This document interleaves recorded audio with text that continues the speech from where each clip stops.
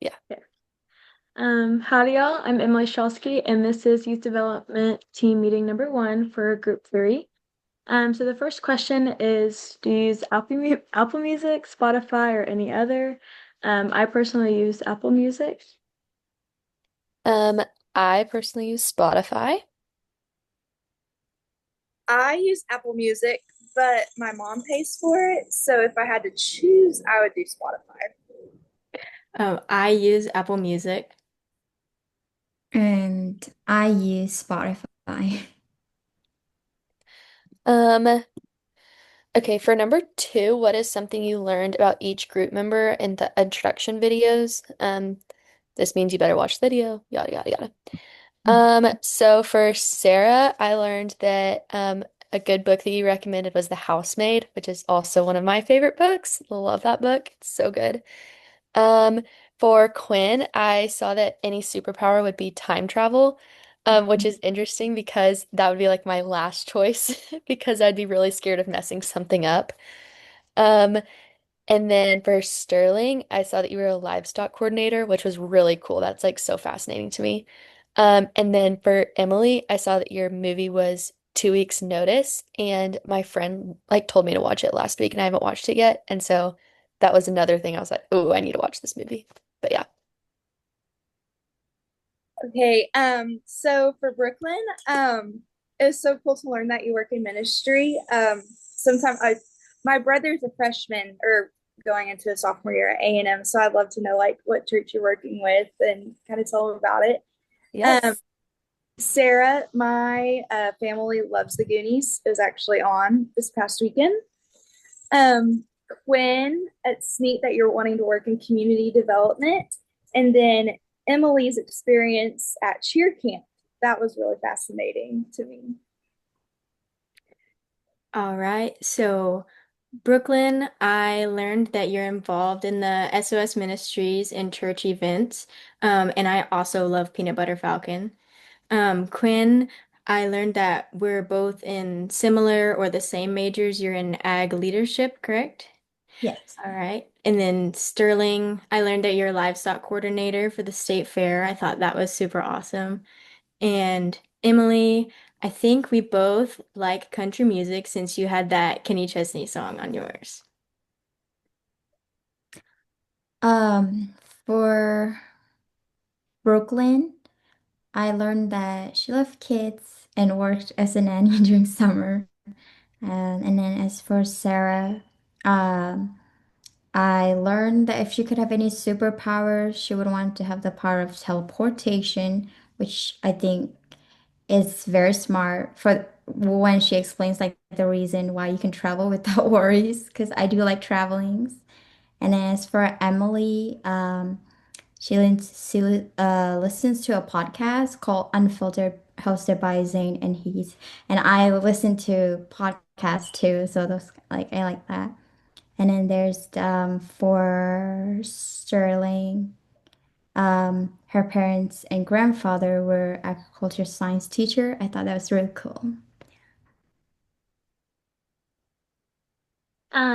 For Brooklyn, I saw that she was in SOS Ministries in College Station, as there was some other people that noticed that. I think that's really cool and fascinating. It's really important to do that.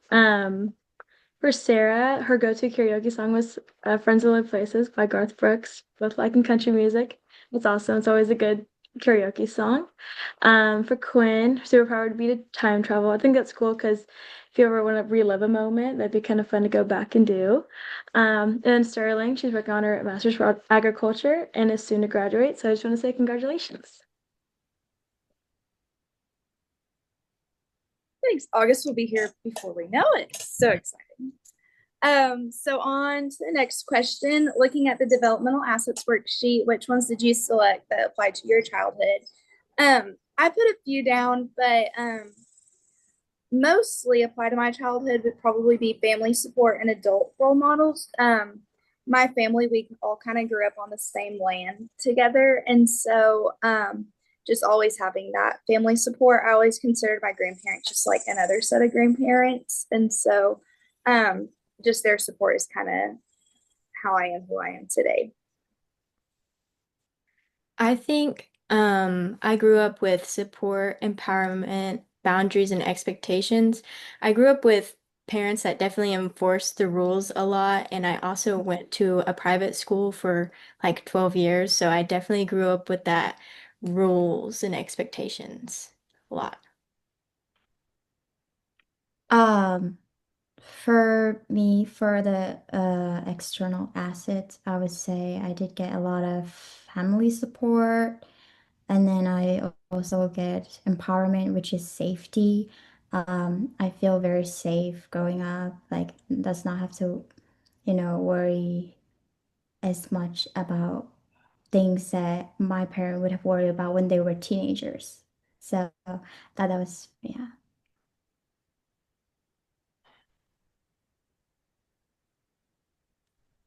Um, so I found that best applied to me was support as well. Even growing up and still now, I've been blessed that they're always supporting me in any ways that I need. And I know they always have my back. And I've always had love surrounded me with throughout my family and friends as well. And also positive values. I was raised to have like a super positive outlook on life, and I think it's helped me a lot. Um, I was also family support. That was my main one. I've also been just very fortunate to have loving family and even my extended family. I'm really close with my cousins and aunts and uncles and grandparents. And so that was definitely the one that stood out to me was just the overwhelming support of my family. Awesome. Looking at the Harlem Children's Zone Developmental Asset Worksheet, do you think all of the children at the Harlem Children's Zone had the potential to thrive? Why or why not? I said yes, I do believe they had the potential to thrive. By taking them out of that public school system and giving them the attention and tools they need to be successful, they definitely had a much better chance at being successful now. For that course, they have a great potential to thrive, but there are also several important factors that might affect their success, like their individual challenges. For example, they can face like kids, they have trauma or like behavioral issues based on the environment that they were raised in, and which can make it harder for them to take advantage of opportunities that were offered by the programs. Um, I said yes, that they do have the potential to thrive. Um, the kids are they like to see if like someone with power can like encourage them to do better and kind of focus on school and stuff. And like you said earlier, like the tools that they give them definitely help them a lot. And yeah, when they have a positive leader, it helps them know that there's support.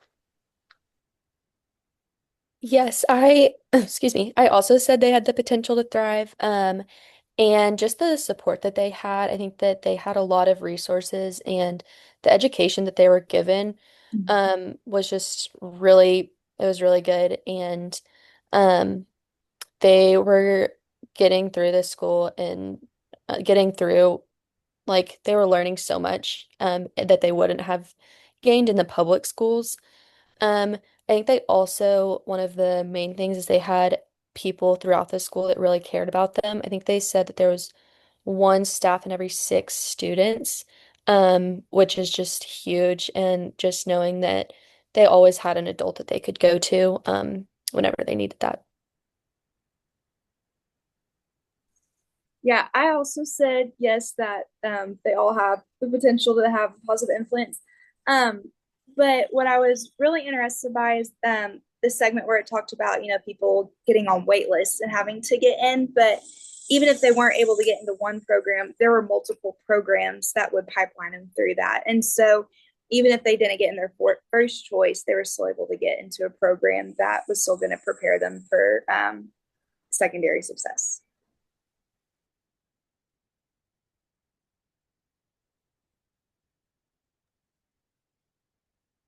Are we on to the next question? Sorry. So, let me see. What resonated with you most about this video? So, What resonated with most with me about the Harlem Children's Zone video was the strong sense of community and how they support children in many ways, like such as like combining education, healthcare, and family support. They don't just provide schooling, they provide, like healthcare when they need it and other programs as well. And which create a caring environment that can help kids overcome challenges. And I was very touched by hearing of like the kids like answering to questions and um, like how if they want to be successful or not and stuff like that. I think it's very important for them to know what they want to be and like that they have a future. Um, yeah, I think that is all. Yeah. What I said, what resonated with me most about the video is like seeing the power of encouragement and positive reinforcement in that program, and that can help the youth understand that they can strive to do what they want to be or like want to become. Like the one meeting with that one kid, he said that he wanted to go to college and then one day become a CEO. Like he has big dreams and he knows that he can reach those dreams with the help from this program and stuff. I just said that like seeing what like resonated me with me most about the video was seeing the improvement that schools can do. And just seeing the statistical outcomes that came from the school and how good that they were doing. I think that there's just a lot of things that we could take away from this that we could implement in school systems. Um, Especially that leadership role. I think it was also really cool to see someone with a lot of financial help and a lot of money that he was able to take a leadership role and do good with what his knowledge and like the stuff that he had, which is just not something that we see a lot. And so that was really cool to see.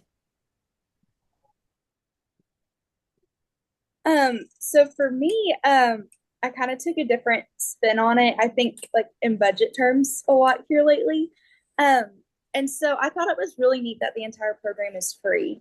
They mentioned that it's a $76 million budget and it's about $5,000 per kid. So I just thought it was amazing that they're able to find that funding through sponsors and donors, and that it's not just one person that cares about the program; it's a whole community that's backing behind it. I think what resonated most with me about this video is Jeffrey's passion for making sure that these children are able to have a successful life and have those resources to get into college.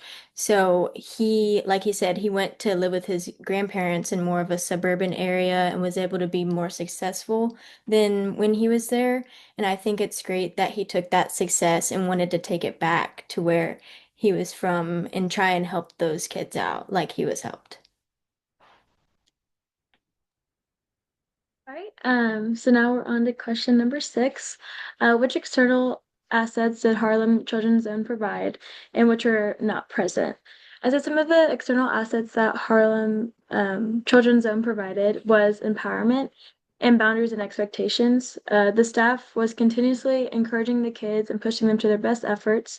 They offered them a lot of care, like with it being physical or like a sickness or even mental, like having a hard time at school or at their home life, and they had mental help for the kids. In school, they had boundaries and rules for consequences, and a lot of the time they were rewarded for their successes in grades, behavior, etc.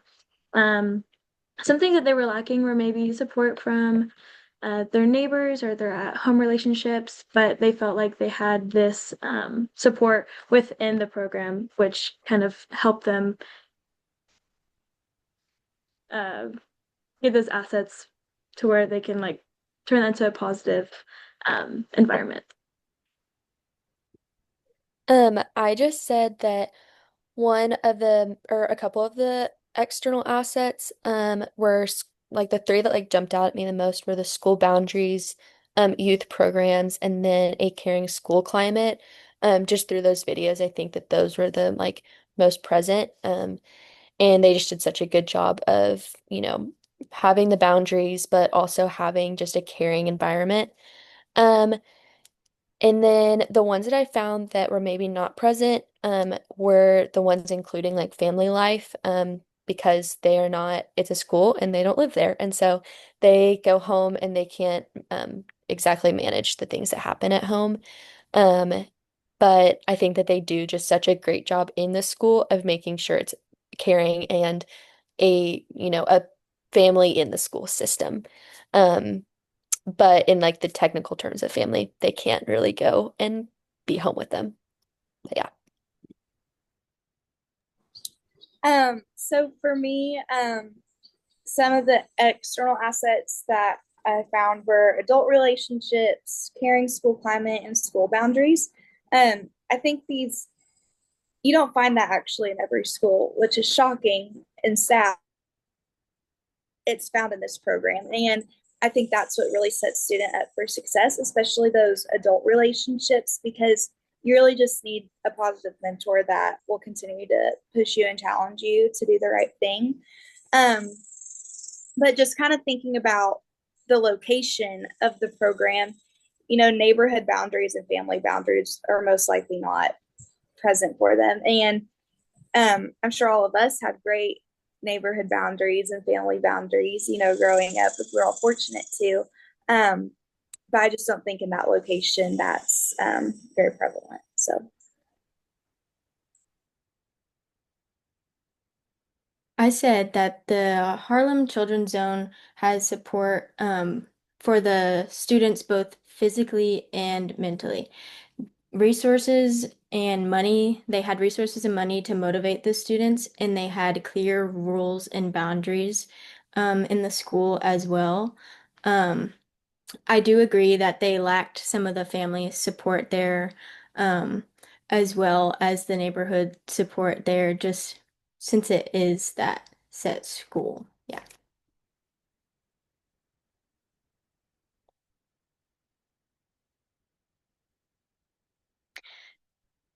I think your microphone is muted.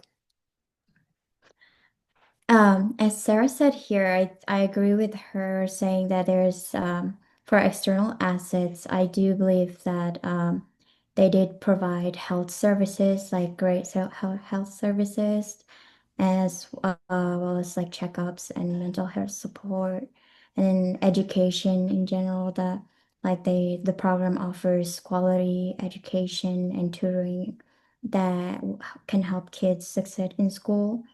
And then as for something that I think that was missing was like the equal access to the resources.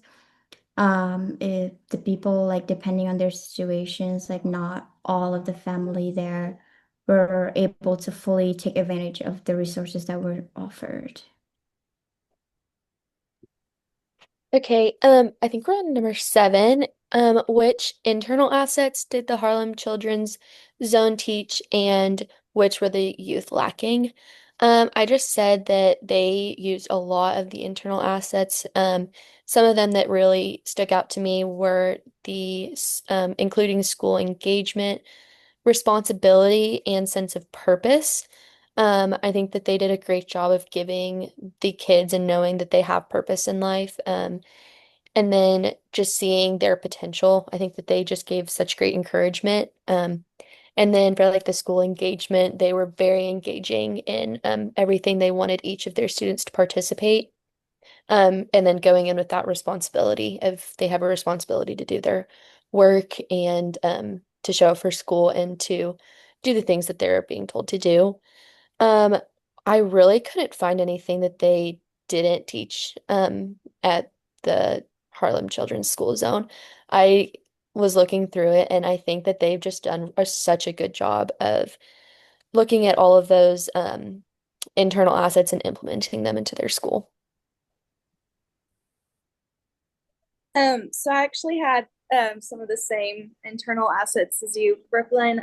So I had school engagement and responsibility, just because you know, within the school, they're giving these kids the tools that they need to succeed. And I think one of the biggest things is that your learning is a student's responsibility. I mean, yes, it's built on what the teacher is giving you, but it's also up to you to be responsible for doing your work and wanting to do that work.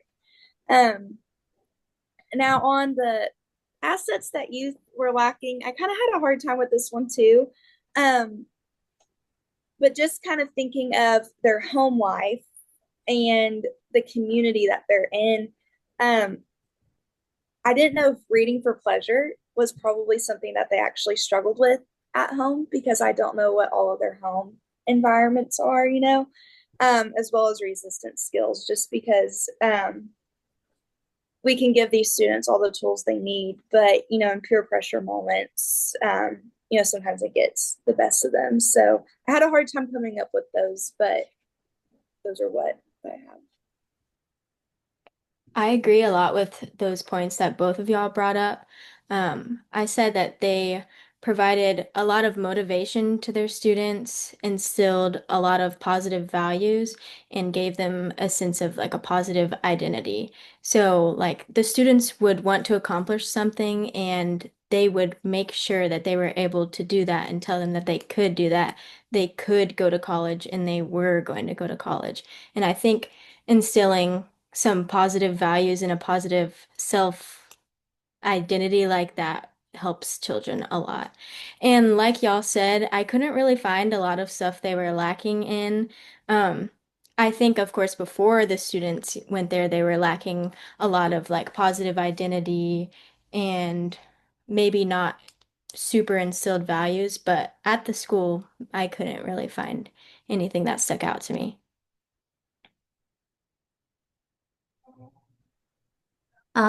As for me, for the internal asset that was taught that stood out to me was like everyone else. It was the fact that they have self-esteem, like they provide a supportive environment that can help kids build confidence and then believe in themselves too. And also there's the social skills. I believe that children were able to work well with others, communicate, and then resolve conflicts and stuff like that. And what we're for the internal assets and what they were lagging, I don't, yeah, I don't really have much, but I think I would say like maybe like coping skills, like since they would have to have the sudden changes, even if it's good, it might take them a while to process everything. Yeah, so for the internal assets that the Harlem Zone um, taught was like being committed to learning, and then also what Sarah said, the positive identity. In the school, they were being motivated by either their fellow schoolmates or as well as teachers and the staff. There's a lot of engagement at the school, and they were giving work and homework to dedicate their time to learning and for school. The school helped them with their self-esteem and sense of purpose. They helped them understand that they can go to college if they want to, and it's possible for them. They helped their confidence in feeling good about themselves within their social and school skills. Some of, like y'all were saying, it was kind of hard to find what they were lacking within the school just because they did such an awesome job of keeping these assets um, in the schools. But I would say like before the schooling, maybe them having like a sense of purpose of what they want to do, like either in school or just in their life for their future. But them being in the school, it helps them like be able to move past and know that they do have a purpose and that they are capable of really doing anything if they want to put their mind to it. Okay, question 8. Did you see the link for lecture notes for some of Dr. Nelson's lectures? Have you reviewed them? I'm assuming like the I would call them like Spark Note versions of the lecture PowerPoint, but yes, I've located them and they've helped me on some of our assignments. So,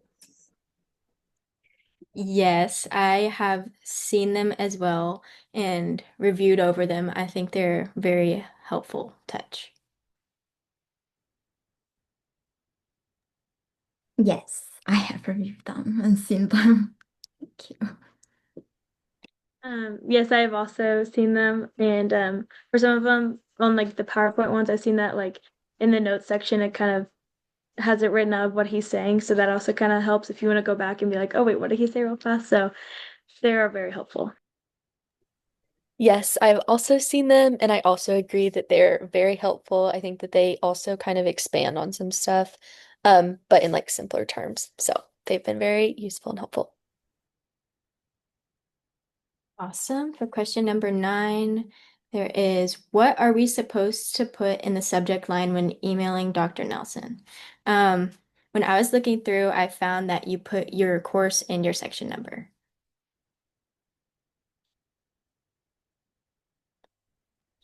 Yes, so we are supposed to put section number like for ALAC 370, for example, in the subject line when emailing Dr. Nelson. Yes, I also saw that for the subject line when you put ALEC 370. Two, I also saw that you just put ALAC 370 in the subject line. Yeah, it does. They all said ALEC 370, and you can add section 700 as well. So I'm assuming we're on to question 10. It's what is your goal you have this summer to better your physical and mental health, and who is keeping you accountable? This summer, I aim to focus on my health by committing to a regular workout and eating more healthy foods to meet my protein goals. And I am working to also strengthen my relationship with God by attending Bible studies because I have been lacking a bit. So I'm dedicated to holding myself accountable for this. For or a goal that I've had this summer for to better my physical and mental health is for my physical health is going to the gym like 5 days a week. I'm wanting to stay consistent with things and just keep healthy and all the things. And then for mentally, my goal is to spend a lot of time with my family and then like hometown friends, the ones I don't get to see as much in College Station. And it's been helping my mental health stay happy and healthy. Um, for my physical health, I am just challenging myself to do something active every day. Go on a walk or just anything. Texas heat is kind of hard to do that, but trying my best. And my mom is keeping me accountable for that. And then for my mental health, my goal is to read the Bible every day. And that has just been helping me and my grow my relationship with the Lord.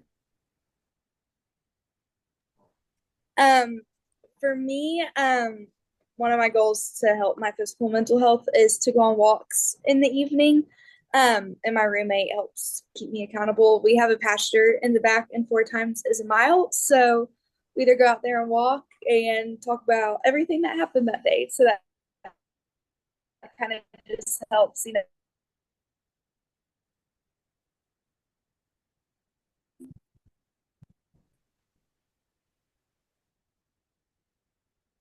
Did did she freeze? Okay. I think so. Did I freeze?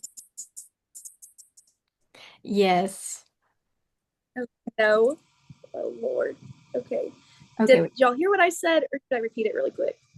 we heard most of it. I think we missed the last part. Oh, it wasn't that important. Just, rant about the day, decompress, blah, blah, blah.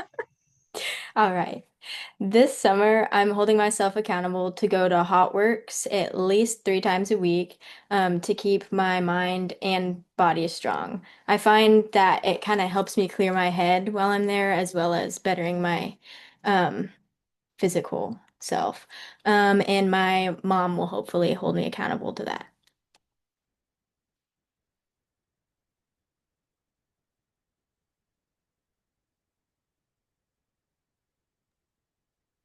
Sorry, I forgot that we were already on the next question. That went by fast.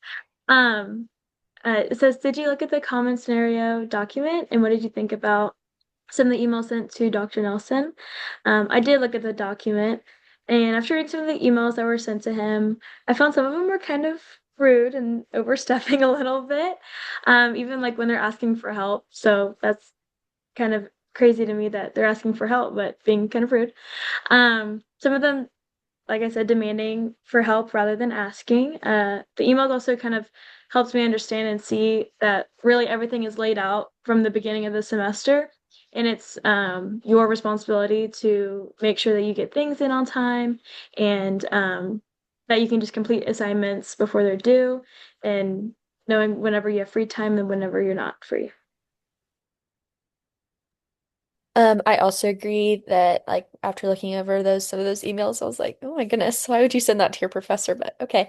Um, but I also just looking at his responses of like, okay, this isn't what I'm gonna do. This is, what I don't tolerate, I thought was just very fair.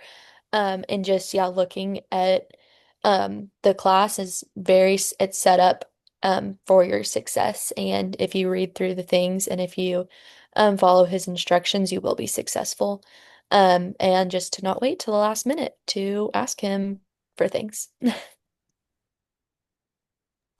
Yeah, after reading some of them, I understand everybody has a life, but as Dr. Nelson mentioned in the first video he made, we also signed up for the course and we could have dropped it. And so um, it's our responsibility, that if something's going to happen, you need to communicate that beforehand and before it's too late.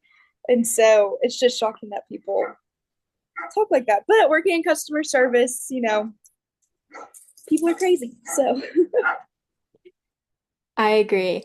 I think that a lot of the people did come off as rude in their emails and kind of blaming it not on him, but like not taking the responsibility for what they did, since he kind of stated the course outline very clearly at the beginning of the semester.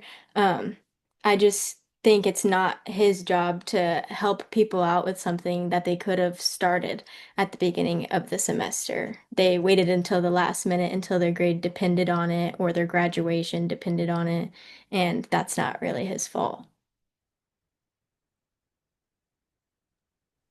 Right, yes. So there was like I did see the emails that were sent to him, and there were several problems for both student and teachers, I believe, because it seems that many students would wait until the end of semester to talk to the professor about to Dr. Nelson about their concerns, and like instead of reaching out early, so which um it's too late to do anything, so it does just cause like a misunderstanding and frustrations for both student and teachers. And like I also think it's like uh some of the letters, it sounds like almost demanding, like which shows like a lack of respect for the professors and the rules that they set out for the course for everybody else. And it's unfair to make exceptions for just one student because there are other people that did what they should, and it's not fair for everyone. Um, so for number 12, reflecting from the five C's reflection activity, what was your spark when you were 12 and what was your spark now? I really had to think back to whenever I was 12. That was really weird. But I think that my spark was in art. I loved art and I think that was where I could really express myself. I still love art, but that was like my main thing when I was 12. And then my spark now is really in Jesus, and that's where my spark is, and it's how I serve him every day and to spread the good news. So yeah. um so I at 12 years old, that was a long time ago. I was like, what grade was I even in? I'll preface with I am not an athletic person. There's not one athletic bone in my body. Um, so really, like, I think a spark was when I made the volleyball team. Now I made the B team, but like at the same time, for someone that doesn't think they can do those things, that was giving the motivation to a kid that didn't think they could do that, and just giving that motivation to always work hard and you'll be able to do the things that you put your mind to. Um, but now, when I work at the fair, I get to work with Youth of Texas and just getting to see those exhibitors excited when they walk through the ring for the first time or when it's a senior and it's their last time in the ring, just getting to help create those memories for those kids, having a small part in that, that really encourages me to keep going. I agree. I definitely had to think really far back to this, but when I was 12, I think my spark was taking care of animals. I loved teaching my dogs new tricks and taking care of my other pets like my rabbit and my chickens. That was just something I very much enjoyed. I still love animals to this day, but now I think my spark has kind of changed. I want to get a good job and foster a healthy family environment and be a great mother to my future children. That's kind of how my mind has changed. I just want to learn to be a good mom. As for me, my spark at when I was like age 12 would be like just intense curiosity around the world, like around me in general. I was just fascinated. I don't know what I was into. I was just into like discovering new things. I was very I would say just experimenting a lot of things, like new hobbies. I even tried doing soccer. Didn't turn out well, but I tried a lot. I've experienced a lot of things, but I would say my spark now is just like is for me to be just be, be helpful to others. Like when I help people and see them happy, it makes me happy too. So I think that's like one thing that I discovered for my spark. I would say my spark when I was 12 was cheer. I grew up cheering like from I was like 5 to 6 years old. And I loved it ever since I started. I woke up excited for practice every day, getting ready to learn new things and compete with my teammates. I also always like looked up to quote unquote famous cheerleaders and like the really good high level teams and stuff. And they were kind of like my role models at that point, being like, oh, I want to be like them. I want to get to that level, those kind of things. Um, I would say my spark now is my family and friends. I get up every day excited to talk to them and spend time with them. And then having like an interaction with them helps me feel like joy and good energy. And it just, I find that I'm a person that kind of needs communication. If not, then I kind of feel like, oh, I didn't really like do anything today. I didn't talk to anybody. So I think communication is really important. And I think my spark is within like my family and friends. Okay, so question 13, share your screens and share your ecological systems module that you made from the day 12 reflective exercise. Please show and tell through each system using correct ecological model terminology. Okay, so I'm going to share my screen. I hope this works. I did earlier. Okay. Okay, can y'all see my screen? Okay. So, first, my different microsystems. Obviously, my family in the tall left corner. Um, I'm really close with my family, and it's something that I really hold true to myself, and just that relationship with them. Um, Going to Texas A&M, some of my greatest friendships came from A&M, and then also work um, down there at the bottom, State Fair of Texas.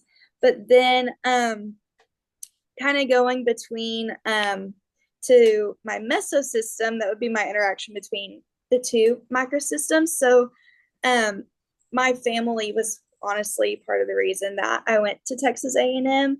I am a third generation Aggie. And there were times I actually wanted to transfer from A&M and go to Tech because all of my childhood best friends went there. But if it weren't for my grandparents and my parents, I wouldn't have made it all the way through. And so they had a direct correlation on my studies.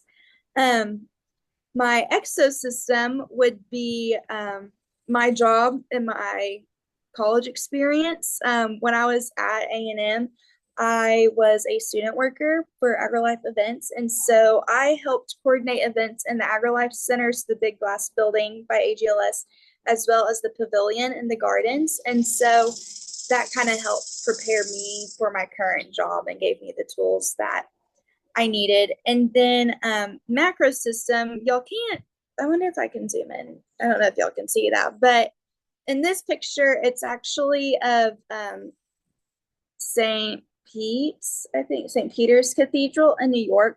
It's just a picture of a really beautiful church. And so my faith is something that has been instilled in me by my family, and it really helps me get through the hard times. And so, yeah, that's my ecological system.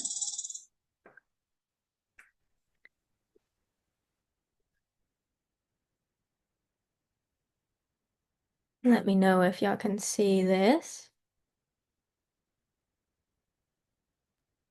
You can see it.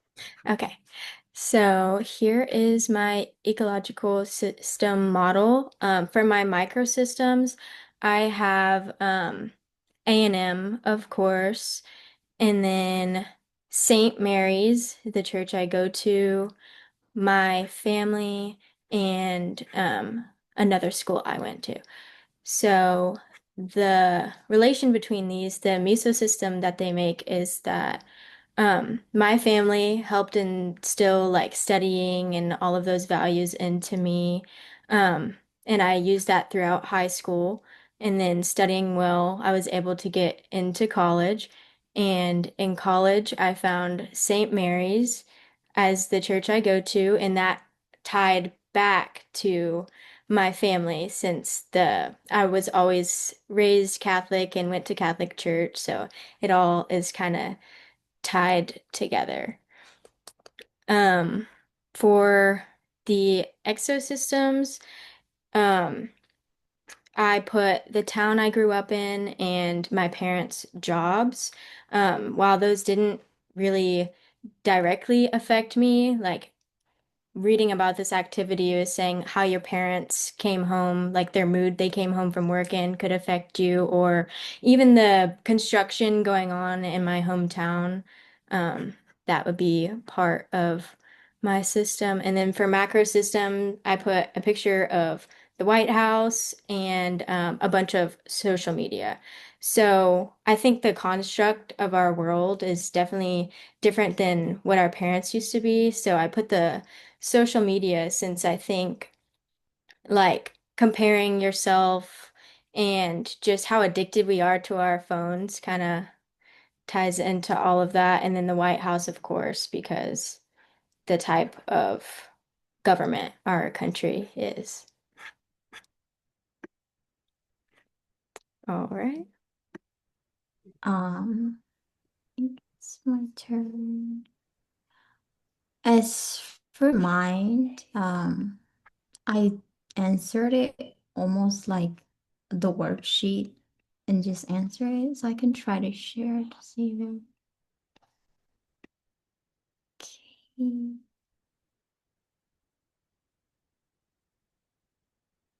Can you guys see?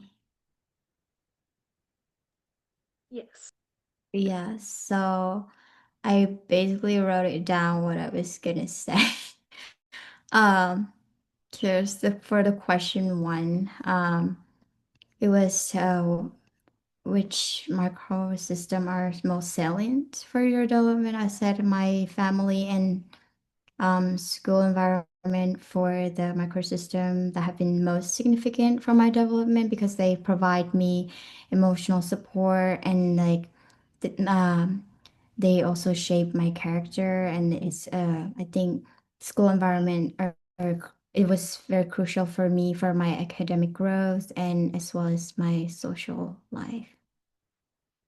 And then for the drawing for the arrow for microsystem, I would draw arrows between my sisters and my school because I believe I receive like most inspiration from them. They encouraged me the most to pursue my studies um and to excel academically so that I can be an inspiration for them. And this is just my sisters, and there's the school I went to. And as a first generation, I have to be a good model for them so that they can follow through and stuff like that. And um, as for ecosystem, that is the most telling for my development would be my parents' workplace. I didn't have any picture of that, so I don't really. So I think my parents' job is very important because they provided me financial stabilities and um, opportunities for me to try new things and what I want to do because that it always involves like something financial when you want to do something. And then as for my macro system, um, it would be my culture values and my socioeconomic status because growing up in a community that values education and hard work, like it really instilled a strong work ethic in me because my parents are the exact same growing up. They didn't always have uh, a lot of resources or access to resources like I had, but because they have that for me, I was able to have opportunities to do those. For why micro time matters for my development, I would say, well, it's micro times. First of all, it refers to a broader historical and social context in when development occurs. So as for me, like I grew up during a time of like right now when my parents they did not have those technological advances because they come from like a different country with no access to like technology or anything. So for me, like I get to grow up with like a lot of technological stuff and it really impacted my education as well as my personal development. Thank you. I just want to start off by saying first, I totally looked up the wrong example for this microsystems thing, so it's not gonna look the same as Jones does. And so I'm gonna try to like make it the best way I can to explain for like the thing we're doing. Let's see. Um, so can y'all see my screen? Okay. Um, so for my microsystems, I put self-understanding of like what you're capable and like can do.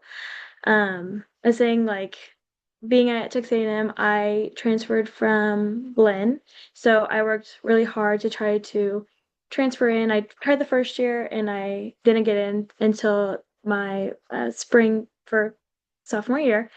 And so I kept trying because I knew that I could do it, and eventually it worked out. My message system is the parent, like conversations with my parents being like, okay, do you want to fulfill this dream? And if they know that I believe I can do it, then they also believe I can do it and they're gonna have my back for that. Um, ISO system, my family or extended family views, I have a lot of Aggies in my family, so it kind of just, it's a family bloodline type thing. Um, and for or seeing like my future endeavors and what I believe I can do, sometimes hearing your extended family's views can either help or kind of kind of put you um in a disappointment thing, but you just have to remember like for yourself of what you're capable and what you really want to do. And for the macrosystem societal views, some people have opinions on like for college, if it's the best thing for you, if it's not the best thing, or where you should go or shouldn't go, or not judge, but judge where you have been. Um, but again, going back to your microsystem, just knowing your self-understanding of what you want to do and what you're capable of is one of the most important things for this whole system. Okay, I'm gonna try and share my screen. Hopefully this works this time. Okay. Okay. This is my, oh goodness, there's a lot going on. 1 second. Okay, so this is my microsystem, or yeah. So first I have A&M. Obviously, it's where I go, and that's my schooling. Um, and then my family, and then my college friends, and then my home friends, and then the church that I go to, and then my like the SOS ministries that I do. Those are just the things that directly relate to me. And then the meso system, is kind of just like the combination of all that and how it how like the communication between it is kind of what I interpreted. And so my college friends talking to my family, and then my um like at home friends talking to my friends in college, and then my SOS kids talking to my roommates, and just all of that intertwining. And then my exosystem, these are both of my parents, where they work. And then I just put like a picture of a neighborhood, just because that doesn't directly, um, it doesn't involve me exactly, but it affects me. And then for the macro system, I put Texas. That's uh, like one of the big things. And then I put across as my religion, because I think that what it said was religion is part of like the big outer circle part. But yeah.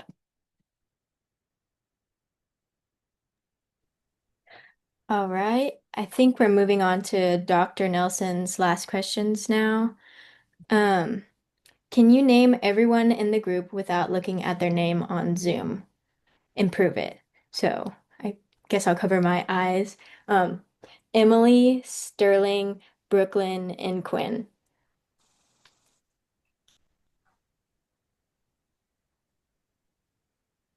Um, I probably can't, but I can try. Um, so I know there's Sarah, Emily, Sterling. There's one more.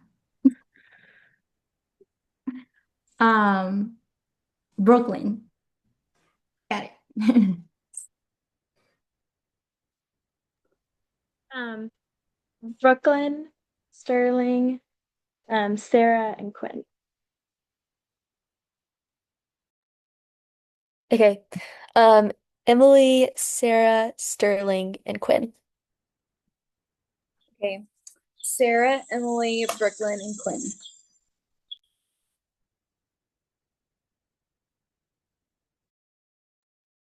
Um, that was really fast. You guys are good. How did you, okay, so the second question is, did you find the 50-point extra credit in the syllabus? No. I tried looking over like at least like 5 times, but no luck. Yeah. But let me know, you guys. Um, I believe it was maybe in uh the attendance area of the syllabus. I'm not 1000% sure, but Um, I did not find it, unfortunately, or I guess I found it after he told us about it. I was like, I missed it, but yeah. Yeah, I didn't realize that was in there. And then I was like, where is this thing? How could I have missed it? And Quinn, we had to notify him by, oh, that was a lie, by May 30th. Um, our favorite motivational quote for 50 bonus points. Yeah, I did not find it as well. I found it afterwards, after May 31st, but It's So oh sorry, go ahead. go ahead. No, go. You're good. Okay. Oh, sorry. I was just gonna add, like, I read it the first time, like, that we started the course. I just didn't see it at all. Like, where is it, guys?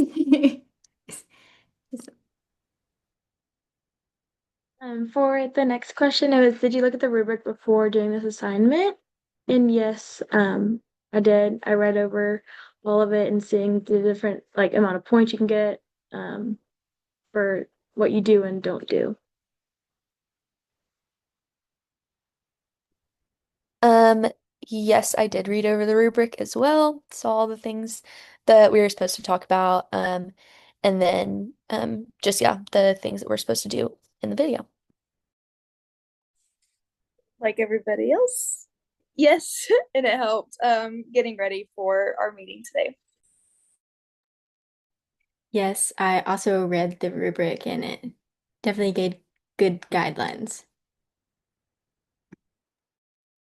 Yes, I also read rubric before this assignment, and it did help with understanding what I'm supposed to be doing and stuff.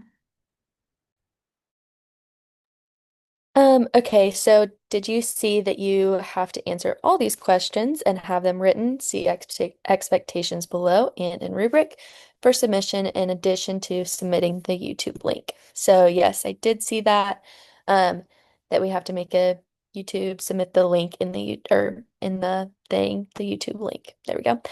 And answer all the questions and then also send him a Word document or PDF of your answered questions.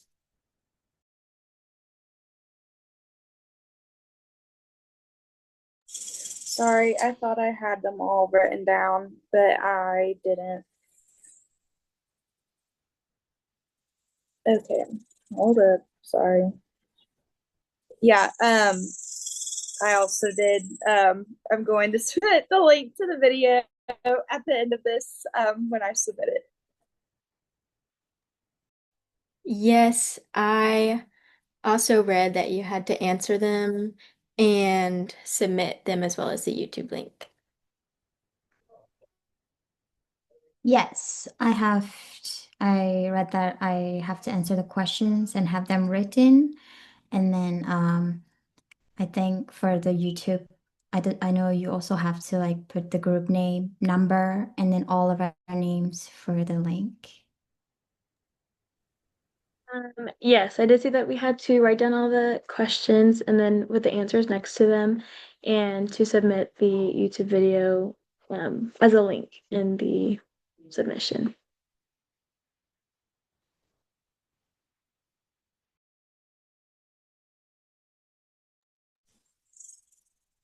I think we're done.